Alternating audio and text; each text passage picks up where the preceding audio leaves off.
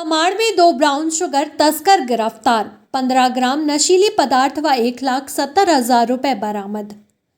रांची जिले के वरीय पुलिस अधीक्षक राकेश रंजन को गुप्त सूचना मिली थी कि तमाड़ थाना क्षेत्र में मादक पदार्थ ब्राउन शुगर का अवैध धंधा धड़ल्ले से किया जा रहा है, जिस पर वरीय पुलिस अधीक्षक के द्वारा बुंडू अनुमंडल पुलिस पदाधिकारी ओम प्रकाश के नेतृत्व में एक छापामारी दल का गठन किया गया, जिसमें तमाड़ थाना प्रभारी दुलाल कुमार महतो सहित तमाड़ थाना के सशस्त्र बल को शामिल किया गया। देर शाम एसआईटी की गठित टीम ने एसडीपीओ ओम प्रकाश के नेतृत्व में तमाड़ थाना क्षेत्र के बंगाली टोला से राजा शिव दत्ता मलिक और आसिफ खान को गिरफ्तार किया।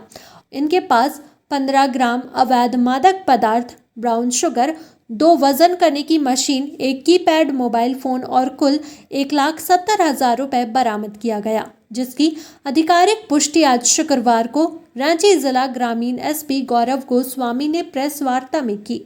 इस हाई प्रोफाइल ड्रग्स के धंधे को बड़े आराम से चलाया जा रहा था और कानो कान किसी को खबर तक नहीं थी।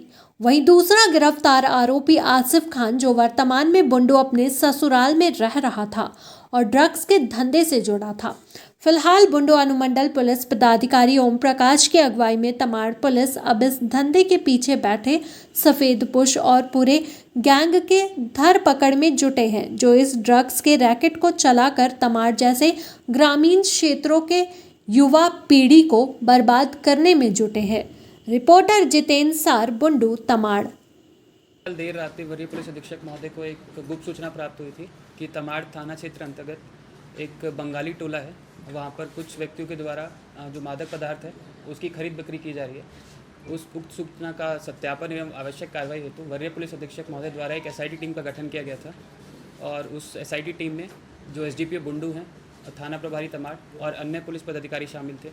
जब वह टीम बंगाली टोला के पास में पहुंची तो वहां पे सत्यापन एवं आवश्यक कार्रवाई के बाद एक व्यक्ति का नाम सामने आया, जिस व्यक्ति का नाम था राजा शिव दत्ता।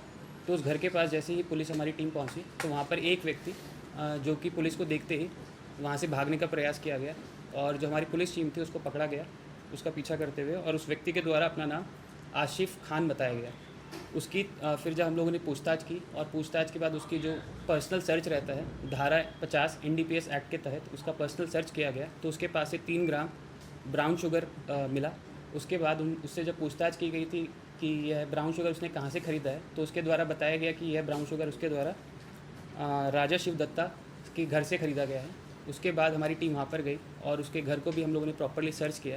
प्रॉपर्ली सर्च करने के बाद हमें वहाँ पे तकरीबन 12 ग्राम ब्राउन शुगर और मिला है। टोटल जो हम लोग को उसमें ब्राउन शुगर मिला वो 15 ग्राम के आसपास है।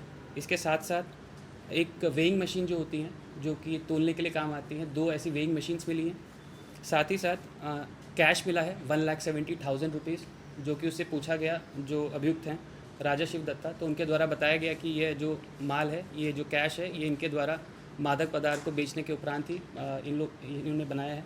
उसके अलावा एक मोबाइल भी मिला है। मोबाइल में हमें काफ़ी चीज़ें मिली हैं जिससे पता चल रहा है कि ये जो माल थे, जो मादक पदार्थ थे, वो कहाँ से खरीदते थे और किस किस को बेचा करते थे, उस पर भी हम लोग अभी काम कर रहे हैं। रही इन लोग की जो आपराधिक इतिहास है, इन दोनों में से किसी भी व्यक्ति का आपराधिक इतिहास नहीं रहा है और पूर्व में भी इनके बारे में हमें कुछ ना कुछ सूचना मिलती थी, बट जब भी हम लोग के द्वारा रेड किया जाता था तो जो सीज़र रहता था वो नहीं मिल पाता था। बट इस बार जो सूचना मिली उस पर हम लोगों ने त्वरित कार्रवाई करते हुए इन लोग के पास से जो भी 15 ग्राम के आसपास ब्राउन शुगर है वो जब्त किया है और जो बाकी चीज़ें वो भी जब्त की हैं और अभी इन्हें हम लोग न्यायिक हिरासत में भेज रहे हैं और इसके बाद हम लोग इन्हें पुलिस रिमांड पर लेने का भी प्रयास करेंगे ताकि पूरे सप्लाई चेन के नेटवर्क को समझा जा सके कि ये लोग सप्लाई कहाँ से करते हैं और किस किस को बेचा करते हैं, ताकि पूरे नेटवर्क पर हम लोग अच्छे से काम कर सकें।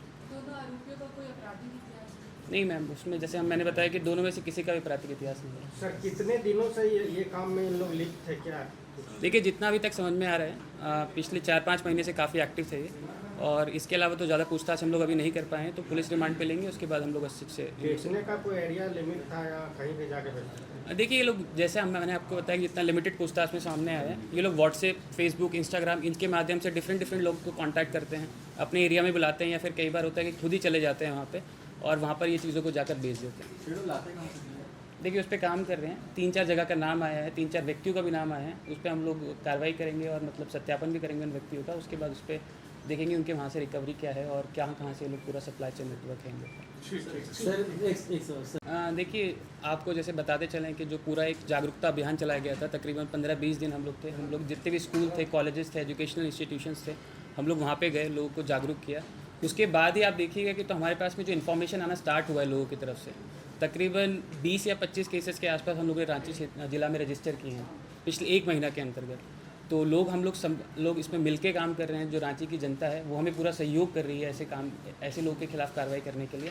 और रही जो आपने कहा कि इनमें डर नहीं है, तो डर भी इन लोग के अंदर आ जाएगा। हम लोग की जिस तरह की कार्रवाई चल रही है, पूरे नेटवर्क को हम लोग ध्वस्त करेंगे इसमें।